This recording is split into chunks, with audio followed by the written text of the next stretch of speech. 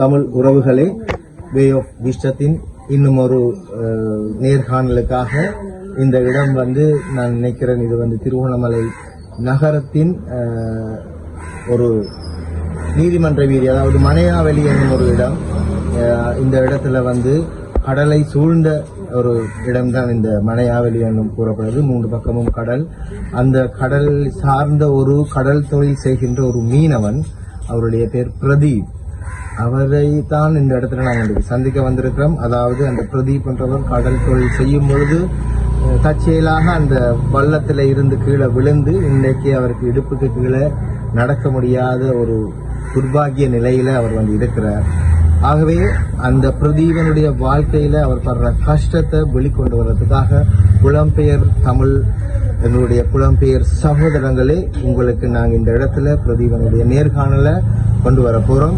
மேலதிகமா நான் இப்பொழுது பிரதீபன் வளவுக்குள்ள தான் நிற்கிறேன். பிரதீபனுக்கு நடக்க இல்லாதபடியா நான் அவர்கள் வீட்டுக்குள்ள போய் பிரதீபனோட மேலதிக விவரங்களை நான் உங்களுக்கு தரேன். வணக்கம் பிரதீபன்.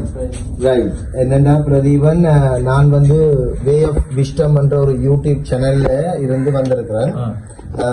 நீங்க ஒரு நடக்க முடியாத நிலைமையில இருக்கிறேன்னு சொல்லி எனக்கு ஒரு தகவல் கிடைச்சது.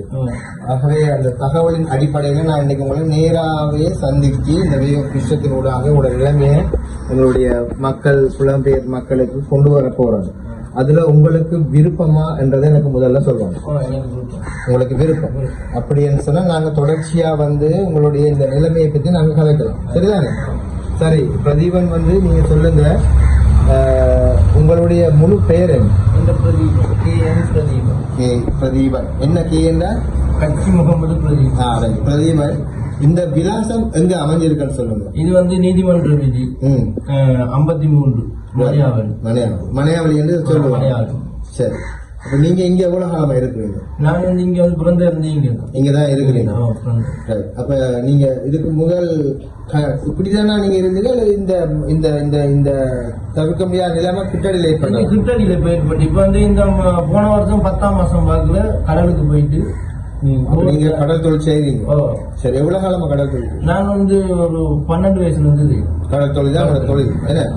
சரி, அப்ப உங்களோட குடும்பம் எப்படி? உங்களோட குடும்பம் நீங்க திருமணம் ஆயிட்டாங்க? திருமணம் ஆயிட்டு அப்ப மனைவி பிள்ளைகள் இருக்கு? எனக்கு மனைவி 3 பிள்ளைகள் இருக்கு. அப்ப அவங்க காணலீங்க? அம்மா விட்டு இருக்காங்க. அம்மா விட்டு இருக்காங்க. நான் இங்க உலகத்துடைய பிள்ளைகளுக்கு காய்ச்சல் கொடுத்து பாக்குற பிள்ளைகளை பாத்துட்டு வாரு. இப்ப பிரதீபன், இந்த நிலைமை உங்களுக்கு எப்ப ஏற்பட்டது, எப்படி ஏற்பட்டதுன்னு எனக்கு சொல்லுங்க. இந்த போன வருஷம் 10ஆம் மாசம் நான் கடலுக்கு போயிருந்தேன். கடலுக்கு போன இடத்துல போட் எப்படி அலை அடிச்ச இடத்துல போட்ல நான் விழுந்து போட் எனக்கு முதுகுல அடிப்பட்டு. உங்களுக்கு மேல போட் விழுந்துட்டு போட் முதுகுல அடிச்சு முதுகுல அடிச்சு இந்த முதுகுக்கு வர நரம்பு கட்டாயி ஒரு கால் தான் எனக்கு இதாயிருந்து. அதுக்கு நான் ஹாஸ்பிட்டல்ல காட்டி ஹாஸ்பிட்டல் 5 நாள் வச்சிருந்தோம். 5 நாள் வச்சிருந்தா ஹாஸ்பிட்டல் சொன்னாங்க எம்ஆர் எடுத்தாத்தான் உங்களுக்கு பார்க்கலாம். இல்லைன்னு சொன்னா இந்த கார்டை சுகப்படுத்தே வேண்டாம். அப்ப நான் எம்ஆர் எடுக்கிறதுக்கு என்கிட்ட வசதி இல்லை. அப்ப நான் வீட்டை இப்போ ஒரு 5 மாசமா இருக்கேன். இப்ப அந்த ஒரு கால் செய்யலாம், இந்த கால் இப்ப 2 காலம் செய்யல இடுப்பு கீழே வேலை செய்யுது இல்லை. இதுக்குதான் நடக்குது. ஒண்ணுமே இல்லை. வைத்தியர்கள் என்ன சொல்றாங்க? வைத்தியர் சொல்றாங்க இது சுகமாக்குறோம்னு சொன்னா கொஞ்சம் நாள் போகுமா, ஒரு 5-6 மாசம் அப்படி இல்லை 7-8 மாசம் சரி ஆகுமா. என்ன சொன்னா இந்த நரம்பு பிளக் பண்ணிக்கப்பட்டிருக்கு. நான் நாள் கடத்த விட்டபடியும் நரம்புகள் எல்லாம் இப்ப ரத்தம் போற சம்பந்தம் எல்லாம் பிளக் பண்ணப்பட்டிருக்காம இந்த அளவு இடுப்பு கீழே. அதனால இதை கடந்த நாள் செல்லுமாம் இதை செயல்படுத்துறதுக்கு இந்த காரை சரியா கொண்டு வருது. அப்ப பிரதீபன், இப்ப உங்களுக்கு இடுப்பு கீழே இயங்க இயலாது. உங்களால எழுந்து நிக்க இயலாது, நடக்க இயலாது. அப்ப உங்களுடைய அன்றாட தேவைகளை நீங்க என்னென்று செய்யறீங்க? அன்றாட தேவைன்னு சொன்னா எனக்கு சரியான கஷ்டம், சாப்பாட்டுக்கு சரியான கஷ்டம். அந்த கஷ்டங்கள் எங்களை மச்சான் அவங்களுக்கும் வயசு போயிட்டு, அக்கா வயசு போயிட்டு, அவங்க தான் வேண்டியதை அவங்க உதவி செய்யறாங்க எனக்கு சாப்பிட்றதுக்கு. மற்ற டொய்லெட்டுக்கு போறா இந்த கூட்டாளிமார் தூக்கி கொண்டே விடுவாங்க. டொய்லெட் முடிஞ்சுன்னா தூக்கி கொண்டு இங்க கொண்டு விட்டுட்டு போவாங்க. நீ மற்ற முகங்கள் கழுவுறாது கழுவுறா எங்களை மச்சான் தான் இருக்காரு, அவர் தான் உதவி செய்யற வந்திருந்து. அதாவது உங்களுடைய அக்காவுடைய கணவர். சரி, நானாந்து இப்ப உங்களுக்கு இப்ப இந்த நிலைமையில இருக்கக்குள்ள உங்களுடைய சாப்பாடுகள் செலவுகள் நீங்க யார் உங்களுக்கு உதவி செய்ய? எனக்கு யாரும் உதவி செய்ய இல்லை. எங்க மச்சான் அவர் தான், அவருக்கு கஷ்டம், அவருக்கே வேலை இல்லை, அவருக்கு கஷ்டம். அவர் அங்க கிடைக்கிறது கடனுக்கு வாங்குறது, அவருக்கு அந்த அங்க இங்க காசு கிடைக்கும், அந்த காசுகளை கடையில கொடுத்து வாங்கிக்கிறது. எனக்கு சாப்பாடு தர இருக்கு, அவரால் வேண்டியதை ஆக்கித்தாரு சாப்பாடு. ரைட். அதாவது ஆமா, இந்த பிரதீபன் ஒரு சிறந்த மீனவன். இவர் ஒரு கடல் தொழிலாளி. இவருடைய துரதிஷ்ட வசத்துல இவர் கடலுக்கு போயிட்டு வரையத்துல அந்த வல்ல போட் அவருக்கு மேல பிறண்டு அவருடைய இடுப்பு செயலிழந்து போயிருக்கு. இந்த நிலைமையில எங்களுடைய சகோதரங்களே, இவருடைய இந்த நிலைமை நிரந்தரமானது அல்ல. இவருடைய வைத்தியர்கள் இதை குணப்படுத்தலாம் என்ற நம்பிக்கை வார்த்தை கொடுத்திருக்கிறார்கள். அந்த குணப்படுத்துவதற்கு தேவையான பண, பொருளாதார, சுகாதார உதவிகள் இவருக்கு தேவை. அந்த நிலையில தான் இருக்கு. ஏனென்றா இவர் திரும்பவும் எழுந்து அந்த தொழிலை செஞ்சு தன் குடும்பத்தை காக்க வேண்டும். அதை விட மற்றவர்களுக்கு இவர் பாரமா இருக்கக்கூடாது என்றது வே ஆஃப் இஷ்டத்தினுடைய இயக்கமாக இருக்கிறபடியா இந்த நிலைமையை நாங்கள் உங்களுடைய கருத்துக்கு கொண்டு வர்றோம். உங்களுடைய நேசக்கரங்கள், பாச உறவுகளை, உங்களுடைய உதவிகள் இந்த பிரதீபனை நோக்கி வர வேண்டும் என்ற ஒரு நல்ல எண்ணத்தோட மேலும் பிரதீபனுடைய வைத்திய சம்பந்தப்பட்ட ஏனைய விடயங்களை நாங்க பிரதீபனோட கிடைக்கலாம். சரி பிரதீபன், உங்களுக்கு எழும்பி நடக்க இயலாது. யாராவது உதவி செஞ்சா உங்களுக்கு எழும்பி இருக்கிறதுக்கு உடம்பு கேளுமா? இருக்கலாம். அப்ப இதுல உங்களோட அத்தான் நிக்கிறார், நண்பர்கள் நிக்கிறாங்க. நீங்க வேறக்கு உதவி செய்யலுமா? வந்து வேற கதிரையில இருக்கிறது பிரதீபன் வந்து இப்படி அவர் அந்தரமா இருக்கிற எனக்கு ஒரு கஷ்டமா இருக்கு. உங்களுக்கு கதிரையில இருக்கும் ஒருக்கா உதவி செய்யுங்க. பாருங்க, இந்த இளைஞனை கதிரையில தூக்கி இருத்துறதுக்கு எத்தனை பேர் கஷ்டப்படுறாங்க. இந்த நிலைமை இவருக்கு வந்திருக்க கூடாது. ஆனா இந்த நிலைமையில ஒரு மாற்றத்தை கொண்டு வரணும்ன்றது எங்களுக்கு மிகவும் ஒரு சவாலாக இருக்கின்றது. பிரதீபன் கவனமா எழுங்க. பிரதீபன் இல்ல கவனம்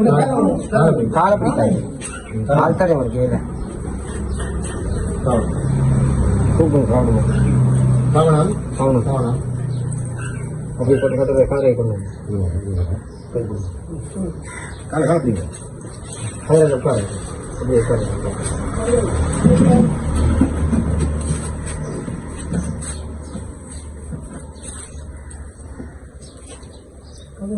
சரியா பாருங்க. உங்களுக்கு சரியா செட்டானு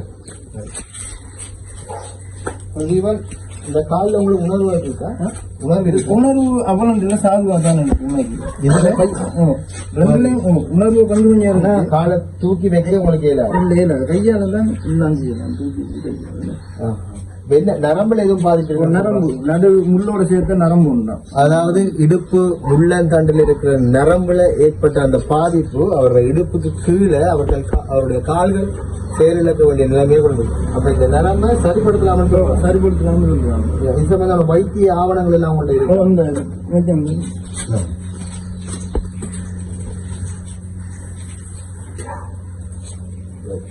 இது வந்து உங்களுடைய வைத்திய ஆவணங்கள். எப்படிங்க கடைசியா 12ஆம் மாசம் கிளினிக் போயிருக்கிறீங்க. இந்த இதுதான் எக்ஸ்ரே.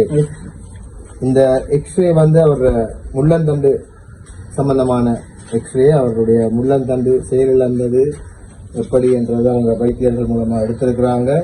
அதை விட வந்து பிரதீபனுடைய கிளினிக் கார்டு இது 2024ஆம் ஆண்டு 12ஆம் மாசம் 5ஆம் தேதி பிரதீபனுடைய இந்த கிளினிக் கார்டு இது அரசாங்க வைத்தியசாலையில் பிரதீபனுக்கு கொடுக்கப்பட்டிருக்குது. அவருக்கான வைத்திய பரிசோதனைகளுக்கான விடயங்கள் இதில் எழுதப்பட்டிருக்குது. ஆகவே இந்த பிரதீபனுடைய நிலைமையை நீங்க பார்த்து கொண்டிருக்கிறீங்க. இந்த வைத்தியத்துக்கு அவருக்கு வெளியில இருந்து யாரும் வந்து உங்களுக்கு இந்த இடுப்புக்கு ஏதாவது செய்யறவங்களா உங்களுக்கு அந்த ஆயுர்வேதம்னு சொல்லி இப்ப சாதா மசாஜ் பண்ணி கொண்டிருக்காங்க. வந்து இந்த காலுக்கு மசாஜ் பண்றோம். என்ன சும்மா போட்டு அங்கேருந்து வந்து செய்யறவங்க வந்து எத்தனை நாளைக்கு ஏறுவாங்க? அவங்க 1 நாள் விட்டு வருவாங்க. அவங்களுக்கு காசு கொடுக்கறீங்களா? காசு அவங்களுக்கு நான் சொல்லுங்க கிடைக்கிற மாதிரி கொடுக்குறேன். அந்த காசான்னு சொன்னா அவங்க பெருசா எதிர்பார்க்கல.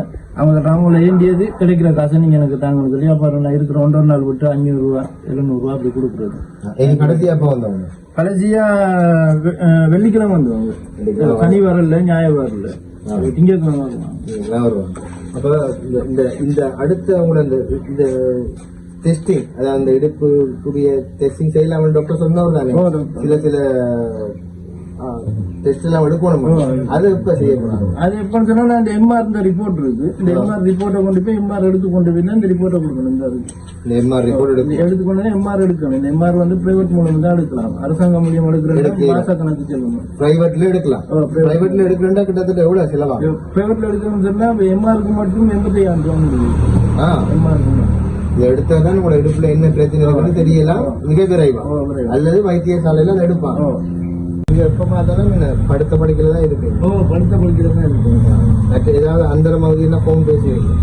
போன் பேசி தான் கூப்பிடுறது. எனக்கு டாய்லெட்டுக்கு போயிருந்தாலும் என்னன்னாலும் என்ன உதவினாலும் போன் பண்ணி காலையில உங்களோட காலை கடன்களை முடிச்சுட்டு இல்ல காலையில போய் தூக்கிட்டு போறதுக்கு ஆட்கள் இல்லைங்க. அந்த இப்ப வந்து நிக்கிறாங்க, இப்ப நீங்க போறா போயிட்டு வரலாம், பிரச்சனை இல்லை. ஆனா நீங்க உள்ள போய் என்ன கதிரை வச்சிருக்கோம், கதிரை வச்சு உங்களுக்கு போகணும்னா பரவாயில்ல, நீங்க எங்களோட கதைக்கணும் அவசியம் இல்லை. நீங்க போயிட்டு வாங்க, நாங்க காத்துட்டு இருக்கோம். தம்பி இவரை வயிற்றுக்குள்ள இல்லாட்டி இவரை கொண்டு நீங்க ஒரு வாங்க. புலம்பெயர் சகோதரர்களே, இந்த பிரதீபனுக்கு இப்ப பாருங்க 9:45 மணி ஆயிடுச்சு. இன்னும் காலைக்கடன் கூட கடிக்கிறதுக்கு அவரை தூக்கி கொண்டு போறதுக்கு உதவி இல்லை. நான் தேடி வந்தபடியே அவர்களுடைய நண்பர்கள் வந்திருக்கிறாங்க. இந்த பாருங்க, இப்படித்தான் வந்து அவருடைய அன்றாட வேலையை செய்யறதுக்கு அவரோட 2 பேர் இருக்கணும் அப்படின்னு சொன்னா மிக விரைவில் இவர் குணமாகினாத்தான் இவருடைய வேலைகளை இவரை செய்கிறார். என்ன பார்க்கும் பொழுது மனசுக்கே ரொம்ப கஷ்டமா இருக்கு. இப்படி ஒரு நல்ல கடல் தொழிலாளி, நல்ல ஒரு இளைஞர் இவ்வளவு வேதனைப்படுறது உண்மையிலேயே துர்பாக்கியமாக இருக்கின்றது. கவனம் பிரதீபன் பார்த்து கதிரை இருக்கா அவருக்குள்ள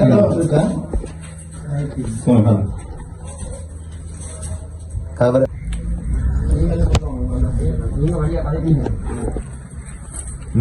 கவனம் கவனம் இருக்குங்க, பிரதீபனை இருக்குங்க.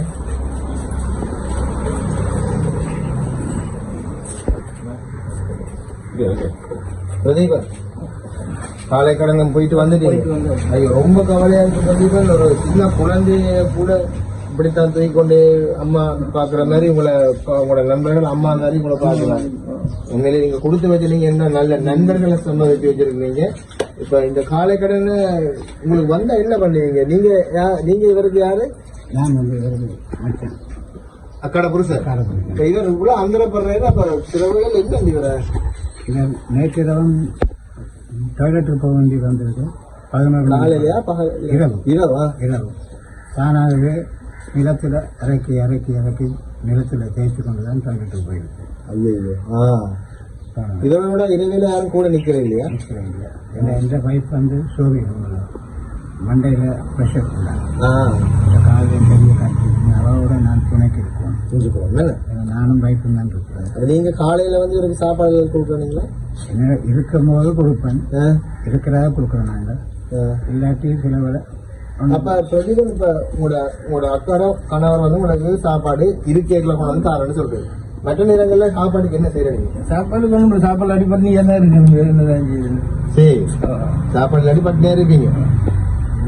இப்ப நண்பர்கள் வந்து எட்டி பார்க்க மாட்டாங்க. நண்பர்கள் இருந்துட்டு வருவாங்க. அவங்களுக்கும் பெருசா தொழில்கள் இல்ல, கடையிலாம் கஷ்டப்பட்ட ஆட்கள் தான். இன்னைக்கு யாரு வசதியானாக்கள் யாருமே இல்லை, எல்லாம் கஷ்டப்பட்ட ஆட்கள் தான். அவங்களுக்கும் குடும்பங்கள் இருக்கு, அவங்க அதையும் பார்க்கணும் இதையும் பார்க்கணும். இருந்தா அவங்க கொண்டு தருவாங்க, இல்லாட்டி சும்மா தான் இருக்காங்க. நீங்க உங்களை யாரு சுத்தப்படுத்துற? குளிக்கிறதெல்லாம் அக்காவும் மச்சான் தான். அக்கா தான் வருவா, அக்கா தான் வந்து ஃபுல்லா குளிப்பாட்டுறதுதான் மக்கள். படுத்தே இருக்கு. சரி, இப்ப உங்களுக்கு அடுத்த கிளினிக் எப்ப? அடுத்த கிளினிக் வந்து இன்னும் போட்டு தரல. எம்ஆர் எடுக்காம போட்டு தர மாட்டாங்க கிளினிக். ஏன்னா எம்ஆர் எடுத்து கொண்டு அவங்களுக்கு கொடுத்தா தான் அந்த எம்ஆர் கொண்டு நாங்க எம்ஆருக்கு வர சொல்லிருக்காங்க. எம்ஆர் ஹாஸ்பிட்டல் எடுக்கிறோம்னா மாச கணக்கு ஆகும். மாச கணக்குன்னு சொன்னா அவங்க டேட் உடனே எம்ஆர் வந்து இங்கே இல்லையா, கெண்டில தான் இருக்கும். கெண்டில இல்லைன்னு சொன்னா யாழ்ப்பாணம் தான் இருக்கும். அந்த யாழ்ப்பாணத்துல வந்து எம்ஆர் வந்து உடனே எங்களுக்கு தர மாட்டாங்களா, எம்ஆருக்கு மாச கணக்கு சொல்லுமா எம்ஆர் போட்டு எடுத்தாரு. இந்த வைத்தியர் ஆலோசனையோட உங்களுக்கு யாழ்ப்பாணத்துல போய் எம்ஆர் எடுக்க ஏழுமா? வேண்டாம், அதான் இவர் போய் எனக்கு இவர் தான் சொன்னவர். இவர் தான் சொன்ன இந்த யாழ்ப்பாணத்துல எடுக்கலாமா மாச கணக்கு சொல்லுமா. இப்ப எங்களுக்கு உடனே போட்டு தர மாட்டாங்களாமா. இங்க தானே அட்மிட் ஆகணுமா, அவங்க அங்க போய் அட்மிட் ஆகி அவங்க ஃபுல்லா இன்னும் செக் பண்ணணுமா. அங்க இருக்க சேஜன் அவரெல்லாம் ஃபுல்லா செக் பண்ணி எடுத்துதான் எம்ஆர் ஓகே பண்ணுவாங்களா. அது ஓகே பண்ணி தான் எம்ஆர் எடுப்பாங்களாமா. அப்ப இப்போ பிரதீபன் இங்க இருக்கிற வைத்தியரோட உங்களுக்கு தொடர்பு இருக்கா? இல்ல அவர் வந்து பார்த்தீங்கன்னா இங்கே தான் போய் வரணும், பிபி ஹாஸ்பிட்டல்ல தான் அவர் போய் தந்துருக்கோம். அப்படியா? அப்ப நீங்க ஒரு முயற்சி எடுங்க, பிபி ஹாஸ்பிட்டல்ல போய் வைத்தியரை சந்திச்சு எம்ஆர் எடுக்கிறதுக்கான வைத்தியர் அனுமதி கடிதத்தை எடுத்து யாழ்ப்பாணத்துக்கு போய் இந்த எம்ஆர் மிக விரைவில் எடுக்கிறதுக்கு நீங்க ஒரு முயற்சி எடுங்க. சரியா?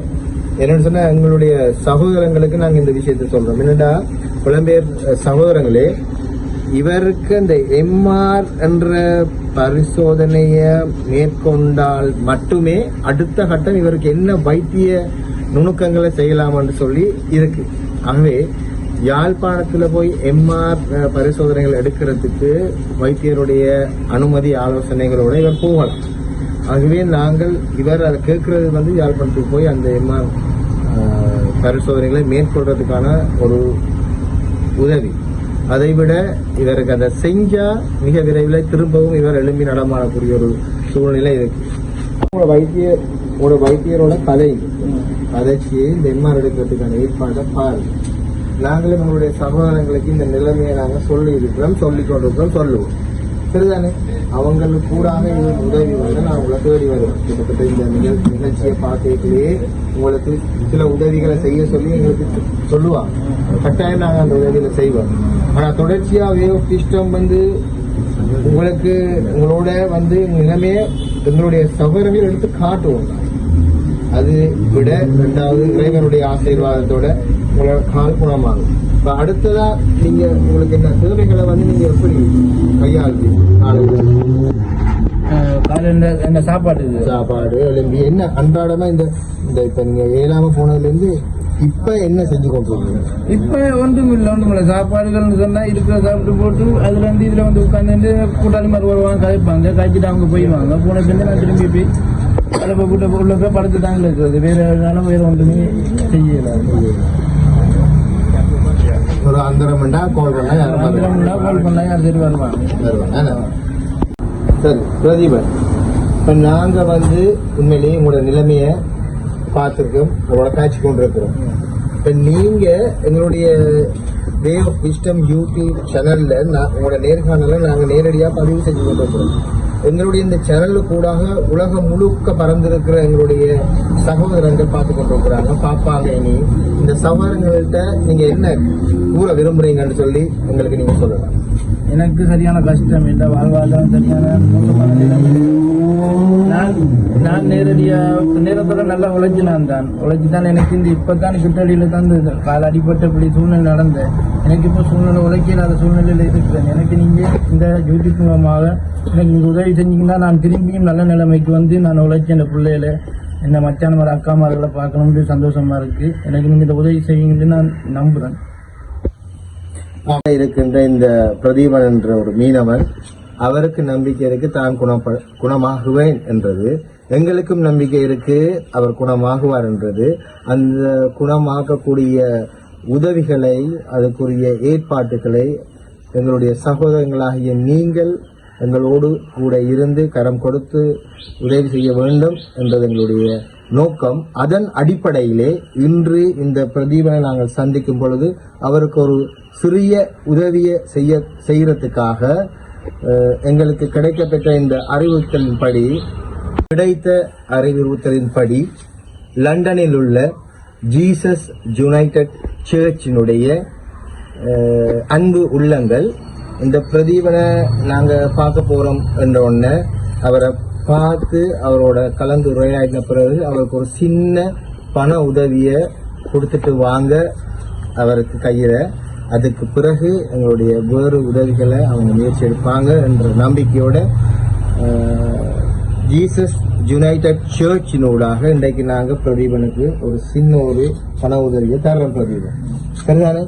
அவங்க இந்த உங்களை நேராக கண்டு கொடுக்க சொல்லி இருக்கிறாங்க. நான் அந்த பண உதவியை உங்கள்ட்ட தாரன். உங்களுடைய வைத்திய செலவுகளுக்கும் நீங்க சொன்னீங்க அத்தான் கொண்டு சாப்பாடு தந்தா தான் எனக்கு சாப்பாடு, இல்லாட்டி நான் பட்டினியா இருப்பேன். அது ஒரு துயரமான ஒரு கவலையான வசனம்.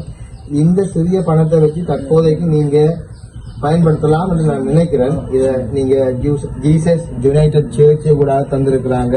லண்டன்ல இருக்கிறவங்க அவங்களும் கஷ்டப்பட்டு பனியில குளிர்ல கஷ்டப்பட்டு உழைச்ச காசு தான் இதே ஒழிய அவங்களுக்கு மேலதிகமான காசு இல்லை. அவங்க கஷ்டப்பட்டு உழைச்ச காசு எங்களுக்கு தந்திருக்கிறாங்க.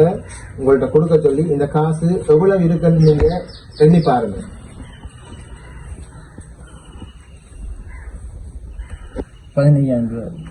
15,000 ரூபாய் காசு உங்களுக்கு இப்ப அவங்க ஜீசஸ் யுனைடெட் சர்ச்சால தந்திருக்கிறாங்க. பிரதீபனை பார்க்க போறீங்க, வருங்கையோட போகாதீங்க, அவருக்கு இந்த பண உதவியை கொடுங்க. இங்க வந்து உங்களோட கதை கேட்கலதான் அவங்களுக்கு எல்லாம் தெரியுது. ஆகவே நீங்க இதை கையில வச்சுக்கோங்க. நீங்க இந்த ஜீசஸ் யுனைடெட் சர்ச்சுக்கு என்ன சொல்ல வாரீங்க? இது எனக்கு இந்த பணம் கிடைச்சதே கொஞ்சம் உள்ளத்துக்கு கொஞ்சம் சந்தோஷமா இருக்கு. என்ன காரணம், ஒரு ரூபா கூடி காசு இல்லாம சாப்பாடு இல்லாம இருந்தேன். நான் இன்றைக்கு இந்த பணம் கிடைச்சது எனக்கு மிக மிக சந்தோஷமா இருக்கு. இந்த காலம் மட்டும் சுகமாக்குறதுக்கு எனக்கு உதவி செஞ்சிட்டீங்கன்னு சொன்னா நான் வாழ்நாள் மூத்துல நான் மறக்க மாட்டேன் யாரையும். என்ன பல கஷ்டத்து நிலைமையில நான் இருக்கேன், நடக்கக்கூடிய இல்லாத சூழ்நிலையில் இருக்கேன். எனக்கு இந்த உதவியை செய்யும் அவங்கள்ட்ட நான் கேட்டுக்கொள்றேன். யுனைடெட் சர்ச் இந்த இருக்கும் உள்ளங்களுக்கு எனது மனமார்ந்த நன்றி. நீங்கள் இந்த உதவியை செஞ்சது நான் வாழ்நாள் மட்டும் மறக்க மாட்டேன். நீங்க எனக்கு இந்த உதவி செய்யும் நான் நம்பிக்கையில் இருக்கேன். நான் பழையபடி நிலைமைக்கு வர்றதுக்கு நீங்க எனக்கு உதவி செய்யணும். கட்டாயம் உதவி செஞ்சீங்கன்னா நான் வாழ்நாள் மூக்கில் நான் உங்களை மறக்க மாட்டேன். நன்றி. பிரதீபன் உண்மையிலேயே அவர் ஒரு உறுதியான ஆண். அவருடைய கண்கள் கலங்கிறது எங்களுக்கு கவலையா இருக்கு. பிரதீபன் இந்த உதவி வந்து ஒரு தற்காலிகமா ஜீசஸ் யுனைடெட் சர்ச்ல இருக்கிற லண்டன்ல இருக்கிற நல்ல உள்ளங்கள் உங்களுக்கு கொடுத்தது. இதை தற்போதைக்கு நீங்க கையில வச்சுக்கொள்ளுங்க. உங்களுடைய தேவைகளை நீங்க நேராவே அவங்களுக்கு சொல்லியிருக்கிறீங்க. அதனால நல்ல விஷயம் நடக்கும் என்ற நம்பிக்கையோடு இந்த வைத்தியத்தினூடாகவும் இறைவனுடைய ஆசீர்வாதத்தினூடாகவும் உங்களோட கால்கள் குணமாகும் என்ற நம்பிக்கையோடு நாங்கள் இருக்கிறோம். அது நீங்க நம்பிக்கையோட இருங்க, ஒன்றும் நடக்காது. இந்த இடத்த விட்டு நாங்க வெளிக்கிற வேண்டிய சந்தர்ப்பம் வந்திருக்கு. பிரதீபன் உங்களோட வேற யாராவது உங்களோட கூட இருக்கிறாங்களா? பிரதீபன் வருவாங்களா பின்னேரம் இன்றைக்கு? இல்லை கொடுத்தா மத்தியானம் எதுவும் வேண்டி சாப்பிடுங்க. அக்காங்கள் இருக்காங்க, அந்த அக்கா நிக்கிறேன். இவர் கொஞ்சம் நான் சொல்ல வேண்டிய அவசியம் இல்லை. நீங்க உங்களோட உணவா இருக்கிறாங்க. நாங்கள் இப்பதான் அவரை பார்த்துருக்கோம். எனக்கே ரொம்ப கவலையா இருக்கு. பிரதீபனை அடிக்கடி பார்த்துக் கொள்ளுங்க. நீங்க என்ன சொல்ல வாரீங்க பிரதீபனை பற்றி? நல்ல கலைத்துறையாளி, நல்ல ஒரு தொழிலாளி. தொழில் இல்லாமல் சரியான நேற்றெல்லாம் காசு இல்லாமல் இருந்தார். நாங்களே இருக்கிறதா கொண்டு போய் கொடுத்து இது பண்ணி பார்த்தோம். இருக்கிறத நாங்கள் கொண்டுருக்கோம். நேற்று இரவும் இன்றைக்கு காலமாக ஒன்றும் கொடுக்கல. வெறும் கோப்பி இல்லாமல் கொண்டு போயிருக்காங்க. கால் நானும் எங்கள்கிட்ட இருந்தால் நாங்கள் வந்து சகோதரங்களே, இந்த இடத்துல வந்து பிரதீபன் என்றவரை நாங்கள் சந்திச்சோம். அவருடைய நேர்காணலின் அடிப்படையில் அவருடைய கதை சுருக்கம் என்னன்னு சொன்னா, அவர் 12 வயசுலேயே கடல் தொழிலுக்கு இறங்கிட்டார். இப்ப அவருக்கு 43 வயசு இளைஞன், 3 பிள்ளைகள், மனைவி. அவர்கள் எல்லாம் அவங்களோட அம்மா வீட்டில் இருக்கிறாங்க. உழைத்து அவர்களை பார்க்க வேண்டிய வயசுல 4 பேரோட உதவியோடு அவர் இப்ப இருக்கிறார். ஆனாலும் அவருடைய இடுப்பு நரம்பு சுகப்படுத்தக்கூடிய சந்தர்ப்பம் இருப்பதாக வைத்தியர்கள் நம்பிக்கை தெரிவித்திருக்கிறார்கள். அதற்குரிய பரிசோதனைகளை மேற்கொள்ளலாம். பிரதீபனும் தான் குணமாகி எழும்பி நடப்பார் என்ற அசைக்க முடியாத நம்பிக்கையோடு இருக்கிறபடியா இந்த இடத்துல வே ஆஃப் விஸ்டம் இந்த சந்தர்ப்பத்துல பிரதீபனுடைய இந்த வாழ்க்கையில் அவருக்கு ஏற்பட்ட விஷயத்தை உங்களுடைய கண்களுக்கு, உங்களுடைய கைகளிலே கொடுக்கின்றோம். புலம்பெயர் வாழ் சகோதரங்களே, நீங்கள் மனம் விரும்பி இந்த சகோதரனுக்கான உதவியை கொடுத்து உங்களுடைய சகோதரனை நீங்க திருப்பவும் எழும்பி நடக்க வைத்து அவருடைய தொழிலை சிறப்பாக செய்வதற்கு இறை ஆசிரியரோட நீங்கள் உதவி செய்ய வேண்டும் என்று வே ஆஃப் விஷத்தினுடைய வேண்டுகோளோடு இந்த இடத்துல இந்த நேர்காணலை நான் முடித்துக் கொள்கிறேன். இன்னும் ஒரு நேர்காணலில் உங்களை சந்திக்கலாம் என்ற அடிப்படையில் இந்த பிரதீபனுக்கு நல்ல ஒரு வெற்றி, அவருடைய உடல் நலம் குணமாகும் என்ற அசைக்க முடியாத நம்பிக்கையோடு இந்த இடத்துல இருந்து விடைபெற்றுக் கொள்ளும் நான் உங்களுடைய ஜெரோம் வே ஆஃப் விஷத்துக்காக நன்றி. தேவையுள்ள எமது மக்களை தேடிச் செல்ல இருக்கின்றது எமது வே ஆஃப் விஸ்டம் அங்கத்தவர்கள். எனவே நலன் விரும்பிகளே, உங்களுடைய ஒத்துழைப்பு எமக்கு மிக அவசியமானது. வே ஆஃப் விஸ்டம் அமைப்பானது எதிர்காலங்களில் சிறுவர்களுக்கான ஆலோசனை வேலை திட்டங்கள், பெற்றோர்களுக்கான ஆலோசனை வேலை திட்டங்களையும் மேற்கொள்ள இருக்கின்றது.